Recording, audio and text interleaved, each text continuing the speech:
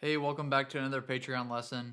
Today I wanted to talk about what I'm calling character mics. And basically, what I mean by that is these are mics that are placed on the kit that are not necessary, to capture like your typical drum sound, but are used more for adding character, like blending in with the rest of the kit to add a specific vibe or type of sound, to what you're doing.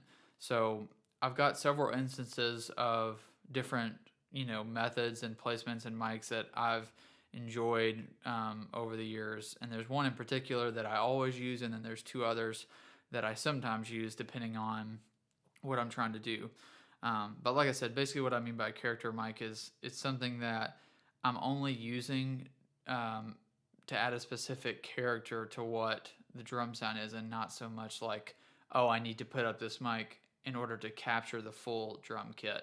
I could get away with capturing a full drum kit without these mics, but I'll explain the reasoning for each of why I like to use them. And in particular, like I said, the one I always like to use is a knee mic, and basically that's a mic that's placed right over the kit, or right over the kick drum in the middle of the kit, and it really brings forward the drum sound. Like I've found that when I mix it in with the rest of the mics, it really takes like what it feels like a good drum sound, and then it places it like kind of in your face. Which the reason I always use it is because I'm pretty much always wanting some immediacy like that in my drum sound and what I like to hear. Whether it's more aggressive playing or lighter playing, I just like that, especially the kick and snare, to just kind of feel close. So I'm always using that. And then there's two other mics that I'll show you on a video here.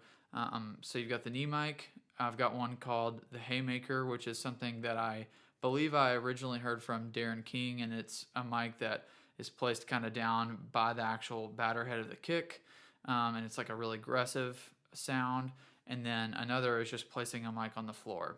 So I'm going to cut now to the video and show you exactly where those mics are, so it makes a little more sense. So with that, when I play the actual sound portion and then we jump into the session, you can have an understanding of where those mics are placed to get that sound. So here's that. All right, so I'm going to show you where the three character mics are placed in the kit now. So first we've got the knee mic, which is the biodynamic, and basically it points right across the kick and snare. You can see from that angle. Some people will come straight on, like at the drummer's crotch area, but I found that I really like it over to the side and placed right across, because I look at this as the center of the kit. It's going to get, the same amount of kick and snare in terms of left and right imaging, and then you're going to get, equal amounts rack tom and floor tom in this mic, which this is a hypercardioid mic, so it's really only picking up in front of it, but at least the bleed of both will be equal, rather than being one-sided, and then it's going to reject a lot of this ride cymbal, and because it's pointed down, it doesn't get a lot of the hi-hat. And basically, like, I just look at this mic as like a mono, overall picture of the kit, but mainly of the kick and snare. It's really like, supplementing even more the two kick mics and then the two snare mics on the top, and then if I've got one on the bottom. So it's just kind of tying all those together rather than being, just the close mics for kick and snare. The second is the Haymaker, which is an AKG mic, 214 that I have down there. And basically, this one you got to squeeze in this kind of spot in between the floor tom and the kick. So you can't have your floor tom right up against the kick, but you can just pull it back a little bit. And if you can tell, it's basically pointed like straight across here. So once again, right in between the kick and snare. So it's going to pick up, a good amount of snare bottom and the attack of the beater. So it's a really aggressive sounding spot, but it's pretty cool. And then lastly, sometimes for something weirder, I'll just put like a 57 like this on the ground, and it's just pointed right at the front of the kit, at the kick basically. And I've got it taped over. 57s have vents here to reject sound behind the mic. So when you do that, it basically makes it an omni mic, so it's picking up all around it. So it just is a little more aggressive. So yeah, you got the floor mic, the knee mic, and then the Haymaker, which goes in between the bass drum and the floor tom. Okay, so you can see kind of where those are placed. So it makes a little more sense when I show you what they sound like, of where they are on the kit and in their relation to where they're pointed and how far, high or low or whatever. So now I'm just going to go ahead and show you another video of me playing something, and I'm going to basically take in and out the character mics. So I'm going to leave them processed the way that I've done it, for this particular sound, but I'll just turn all three of them on and off throughout the clip so you can kind of hear what they're doing, and then we'll jump in and talk about each one specifically. So here's that.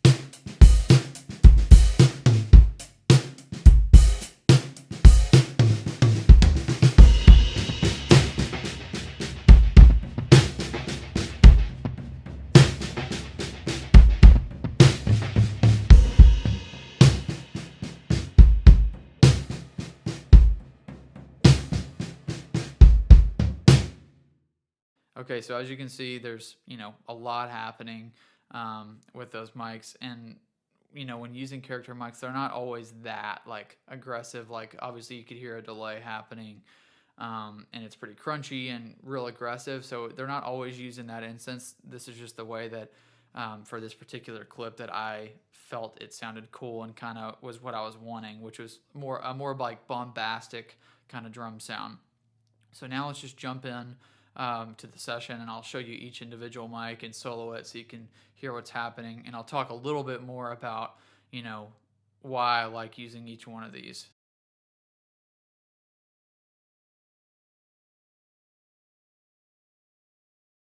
So the last, I think, important piece of information about this whole idea of using character mics is that it is important to just have like a good, solid foundation drum sound, and then like utilizing and blending these in. I feel like if you're trying to do something weird, like I did with the Haymaker, or just any of, if you're trying to use a character mic to like create the drum sound completely and let it like carry all the weight of what's happening, it may not work so well. I feel like you need a good foundation of, just your overheads, your close mics, like on your kick and snare and your toms, and then start blending in these mics under them, and then they kind of come alive and make the drum sound more interesting or make it move around or whatever you're looking to do. It just works better that way than trying to use one of these types of mics to get the drum sound to the place it needs to be. Kind of get it where it needs to be, then use these to supplement and add more character.